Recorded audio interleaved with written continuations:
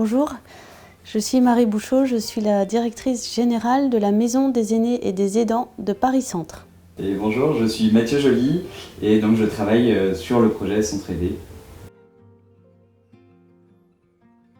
Alors la Maison des aînés et des aidants, c'est une structure qui regroupe toutes les missions des CLIC, des MAIA, des réseaux de santé gérontologique et qui s'occupe des personnes âgées et de leurs aidants. Elle les informe, les oriente et les accompagne. Il existe 6 maisons des aînés et des aidants à Paris, donc qui sont localisées sur plusieurs arrondissements chacune. Et ce sont des structures qui sont financées par l'Agence régionale de santé d'Île-de-France et la ville de Paris. Il existe l'équivalent des maisons des aînés et des aidants un peu partout en France et pour cela, pour pouvoir connaître ces structures, il faut aller sur le site personnesagées.gouv.fr. Les maisons des aînés et des aidants travaillent évidemment avec un certain nombre de partenaires puisque nous sommes aussi chargés d'accompagner, d'appuyer les professionnels dans leur mission au quotidien. Et notamment dans le cadre du projet S'entraider, on travaille beaucoup avec les plateformes de répit, d'accompagnement et de répit. Donc, le projet S'entraider a été créé en 2017 et plusieurs constats sont à l'origine de ce projet. Le premier constat, les aidants ont peu recours aux aides qui existent. Deuxième constat, les aidants ne se reconnaissent pas toujours aidants. Et troisième constat, les professionnels ont envie de mieux connaître les aidants et de mieux connaître les leviers pour les accompagner.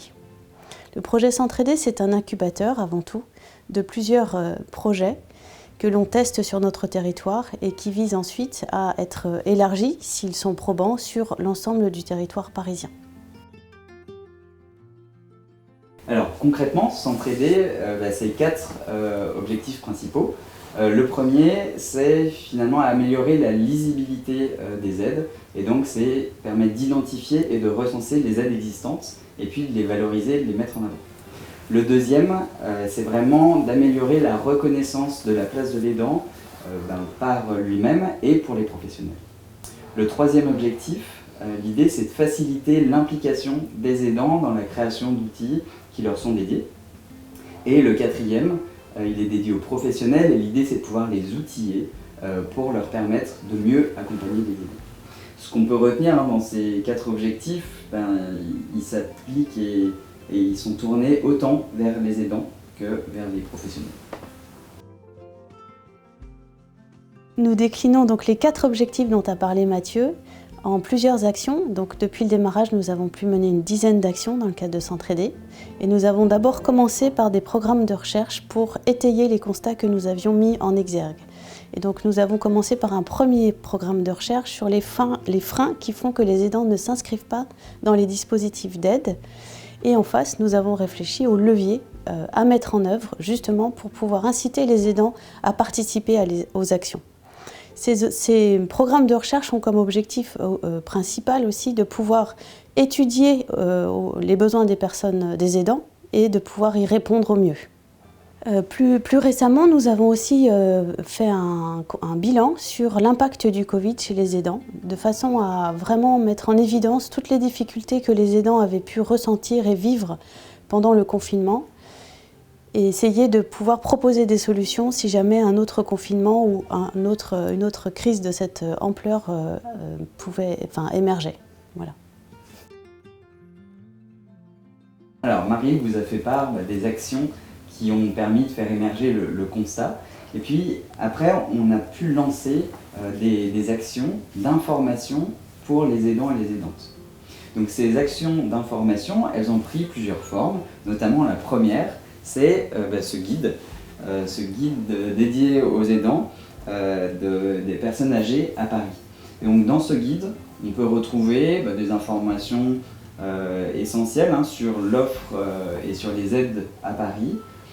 Donc on va pouvoir retrouver les différentes structures, les différentes actions et les lieux notamment où on peut les retrouver. Il y a aussi des aspects assez pratico-pratiques sur des aides, des allocations, des droits dédiés aux aidants.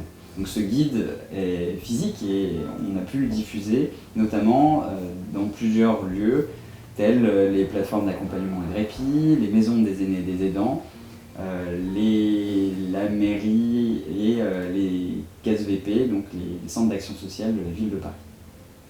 Enfin voilà, donc ça c'est notre première action, ce guide qui a été réalisé.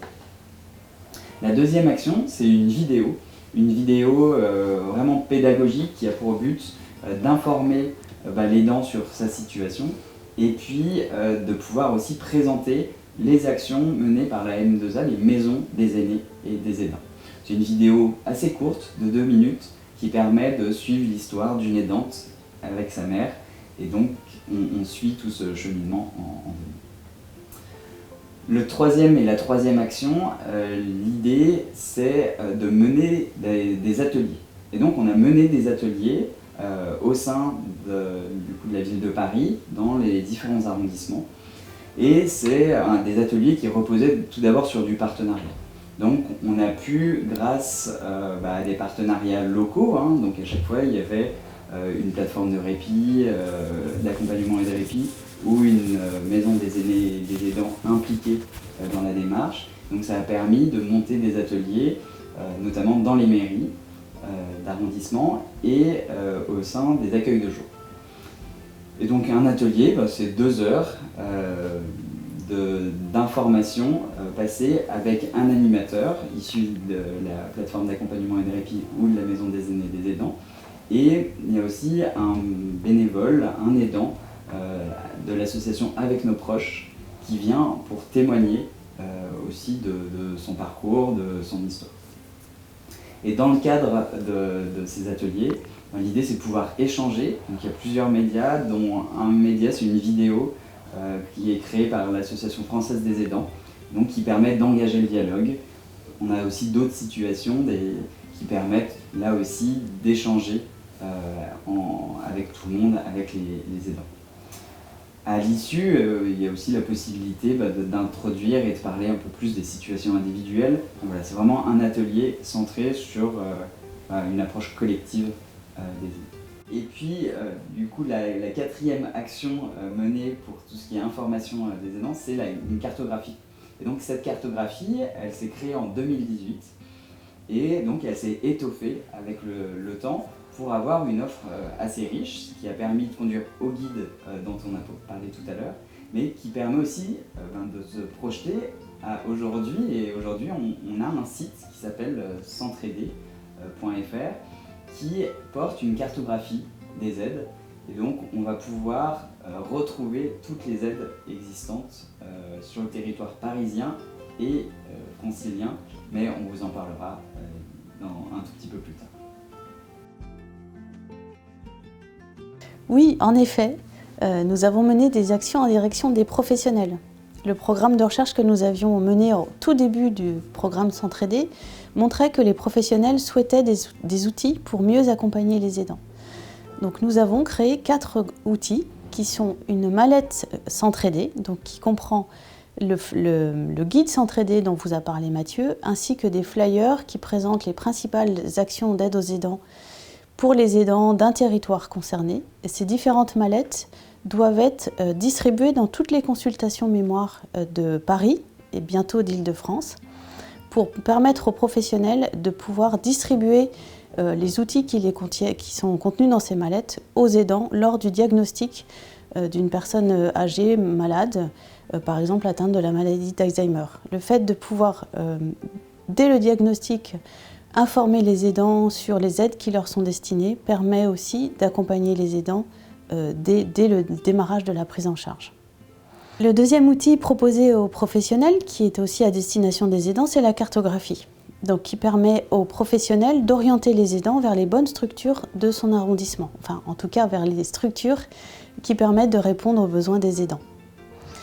Le troisième outil que nous proposons, ce sont des ateliers à destination des professionnels pour les sensibiliser à l'existence d'un aidant à côté d'une personne âgée. L'objectif également de ces ateliers, c'est vraiment de permettre aux professionnels d'être dans une relation de partenariat avec le proche aidant et non pas d'être en opposition, ce qui peut être parfois le cas, et de vraiment travailler avec le proche aidant pour mieux accompagner la personne malade.